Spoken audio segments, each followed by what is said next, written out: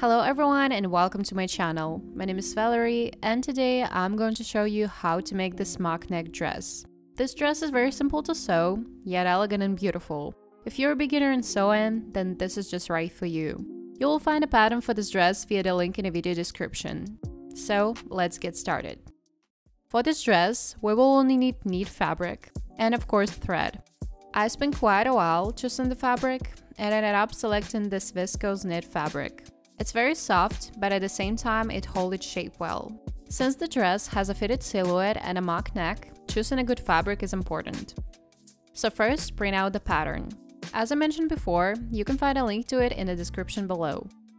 After printing the pattern, don't forget to measure the test square. It should be 5 by 5 centimeters. Then cut away the excess where there are corresponding markings with scissors, assemble all the sheets, and cut out all the pieces. Next, place the pattern piece on folded fabric, trace around it, and cut it out.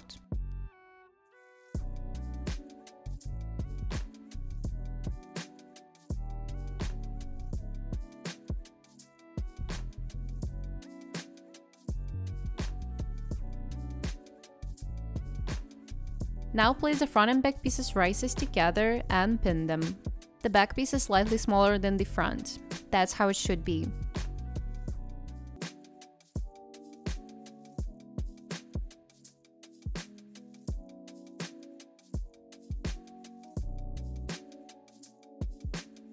Next, sew them together along the shoulder and side seams. I'm going to be using an overlocker for this, but if you don't have one, you can use a sewing machine with a zigzag or overlock stitch.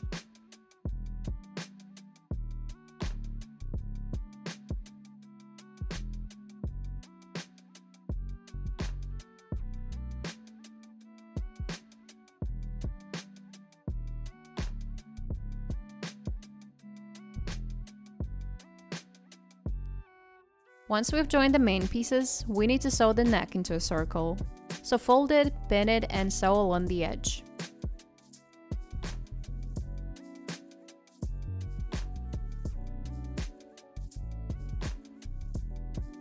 Now the neck needs to be sewn onto the dress.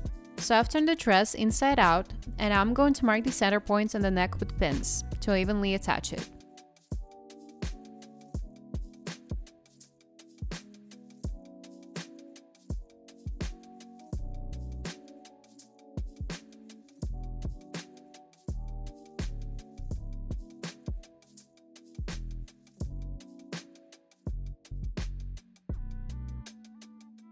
Additionally, I'm going to base the neck to prevent it from shifting while stitching. The main advice I want to give to beginners: always use basting stitches, especially when sewing fabrics that tend to shift or distort during sewing, or when attaching pieces in tricky areas. This way, your project will look neater and you won't have to redo stitches multiple times.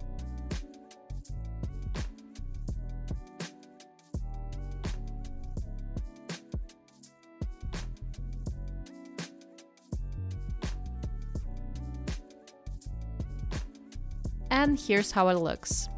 The shoulder seams are directed backward. Now we want to finish the armholes.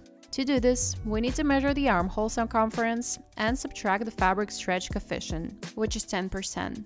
My armhole circumference is 46 centimeters. Subtracting 10%, I get 41.4. And then I'm going to add another 1.5 centimeters for seam allowances, rounding it to 43. Now I'm going to cut out 2 strips of this length and 3 centimeters in width.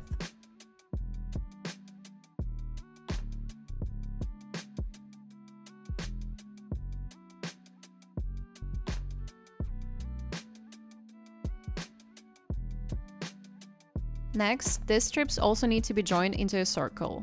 Place the ends of the strip right-sides together, creating a corner like this, and make a diagonal stitch. You can draw a line as a guide. Then stitch along this line.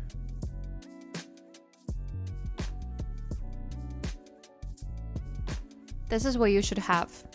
Then trim off any excess.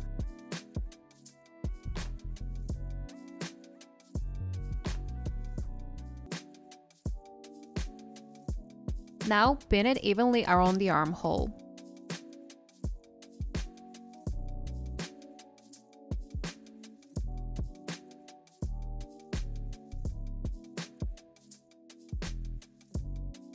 I'm going to sew it on with a small zigzag stitch.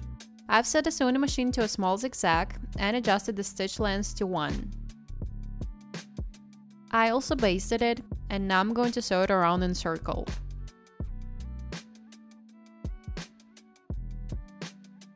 Here's how it looks.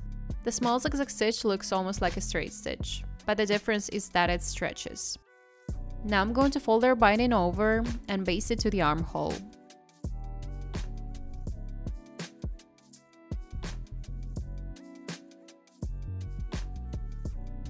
I'm going to change the needle to a double needle. I have one like this for stretch fabrics, with a distance of 4 mm between the needles. Set your sewing machine to the center straight stitch. You can choose any stitch lengths. I'm going to choose 3. Load 2 thread spools onto the machine. You want to thread them simultaneously to avoid tangling. Also loosen the tension on the bobbin case to prevent the zigzag from pulling too tightly. To do this, remove the bobbin case and adjust it counterclockwise. I use a tool that came with the machine for this.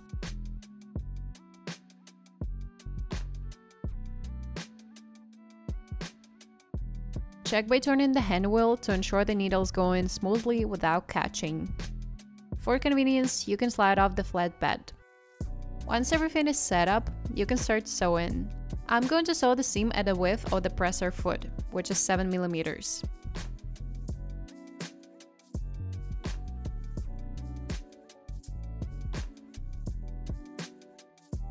And here's what I ended up with. Now you can trim the excess seam allowance to about 2 mm from the stitch line. Repeat the same process on the other side as well. For the bottom edge, I folded it under and sewed it with a double needle stitch as well. And our dress is done.